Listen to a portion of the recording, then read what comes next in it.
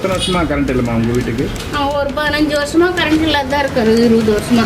15. வீடு கட்டி எத்தனை வருஷம் ஆகுது? வீடு கட்டி 90லேயே கட்டிட்டோம். அப்பையிலேருந்து கரண்ட் இல்லை.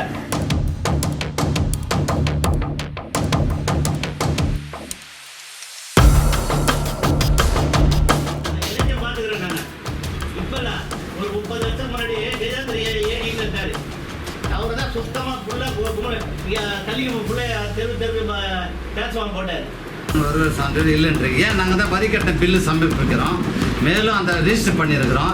அது புறம்போக்குன்னு ஏன் அந்த வார்த்தை யூஸ் பண்ணுறீங்க நீங்கள்? அதான் புறம்போக்குன்னா கலைஞர் பட்டா ஏற்றுக்க மாட்டேங்கிறீங்களா? எப்படி அது புறம்போக்குன்னு அதை சொல்கிறீங்க? அதெல்லாம் பேசுறீங்க. என் பேர் சாந்தி, கள்ளிக்குப்பம் சக்தி நகர் பிள்ளையார் கோவில் தெரு. நாங்கள் 85ல் வந்தோம் இந்த ஊருக்கு.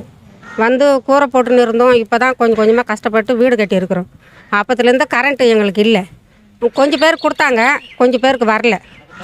அப்போ காசு இல்லாதனால நாங்கள் வாங்கலை, வருமானம் இல்லாதனால நாங்கள் வாங்கலை. இப்போ எழுதி போட்டிருக்கோம், வக்கீல் மூலியமாக கூட போய் பார்த்தோம். ஆனால் கொடுக்க மாட்டேன், நீங்கள் என்னென்ன எங்கன்னா போங்க வாங்க, நாங்கள் கொடுக்க மாட்டோம்.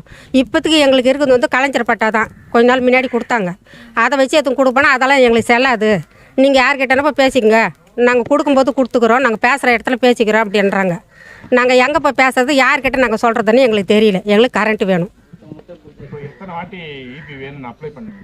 நாங்கள் நிறைய வாட்டி போயிருக்கிறோங்க. இத்தனை வாட்டி நாங்கள் சொல்ல முடியாது. நிறைய வாட்டி போயிருக்கிறோம். எங்கள் ஊர் பெரியங்களெல்லாம் கூப்பிட்டு கூட போயிருக்கிறோம், பேசியிருக்கிறோம். ஆனால் அவங்களுக்கும் பதில் சொல்ல, எங்களுக்கும் பதில் சொல்ல. இன்றைக்கும் போயிட்டு வந்திருக்கிறோம். இன்றைக்கும் சரியான பதில் வரல உங்ககிட்ட. நான் பார்க்கலாம், நீங்கள் போங்க, நாங்கள் பெரிய இடத்துல பேசி சொல்கிறோம் அப்படின்றாங்க.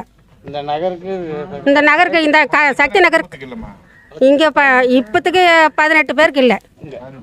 இப்போ 18 குடும்பம் எங்கள் தெருவில் மட்டும். மிச்சம் உள்ளுக்கெல்லாம் இருக்குது, 1000 வீடுக்கு மேலே இருக்குது. அதுக்கு அவங்க யாருக்கு இல்லை தெரியல. நாங்கள் வந்து எங்கள் பெரியவங்கிட்ட சொன்னோம், போய் பாருங்க அப்படின்னு சொன்னோம். சரி பார்க்கலாமான்னாங்க. அவங்க போய் பார்த்தாங்க, கேட்டாங்க. நாங்கள் பெரியவங்கள தான் கேட்க முடியும் சொன்ன இடத்துல. அப்போ எங்களையும் கூட்டு போய் காமிச்சாங்க. ஆனால் அவங்க சரியான பதில் சொல்லலை. எங்களுக்கு எது கேட்டாலும் ராங்காக தான் பதில் சொல்கிறாங்க. நீங்கள் மேலே இடத்துலாம் பார்த்துங்க, எங்கன்னா பார்த்துங்க, நாங்கள் எங்கள் ஜேயா அவர்கிட்ட நான் பேசிட்டு தான் பதில் சொல்லுவான்றாங்க. ஆனால் இத்தனை நாளாக நீங்கள் என்ன பண்ணீங்கன்னு சொல்லி கேட்டாக்கா, பேசலாம் போங்க, இன்னும் ஒரு வாரம் பொறுத்துங்க அப்படின்னு அவங்க சொல்கிறாங்க. என் பேர் ராஜேந்திரன். நாங்கள் 40 வருஷமாக இங்கே இருக்கோம். இப்போ வந்து வளர்ச்சி அடையும்போது பசங்க எல்லோரும் வீடு கட்டுறவங்க அவங்க கஷ்டப்பட்டு இருந்திருக்கோம். கட்டின்னு இருக்கும்போது அவங்களுக்கு மின்சாரம் தேவைக்கூடிய போய் அணுகுனாக்கா ரெஸ்பான்சிபிள் கிடையாது.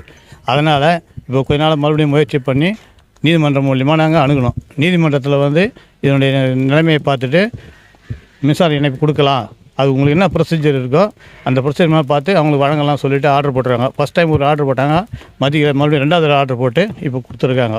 அதுக்கு வந்து பணமும் கட்டியாச்சு, ஆன்லைனில் கட்டிட்டு ஹோல்டு பண்ணி வச்சுருக்காங்க. ஹோல்டு பண்ணி ரீசனும் அதுவும் கேட்டால் கொடுக்குறது கிடையாது. ஏஇ கிட்ட ஏடிஎப்பார் கிட்ட டிஎப்பார்னு சொல்லி இப்படி இழுத்து அடிக்கிறாங்க. பதில் கேட்டாலும் பதில் கரெக்டாக வரது கிடையாது. அப்போ யார்கிட்ட தான் நாங்கள் அனுக்கிறது? என் பேர் அஞ்சலா, சக்தி நகர் பிள்ளையார் கோயில் தெருவில் இருக்கிறோங்க. நாங்கள் வந்து கல்யாணம் ஆகி 27 வருஷம் ஆகுது. அப்பத்துலேருந்து கொஞ்ச நாள் கரண்ட் இல்லாமல் இருந்தது.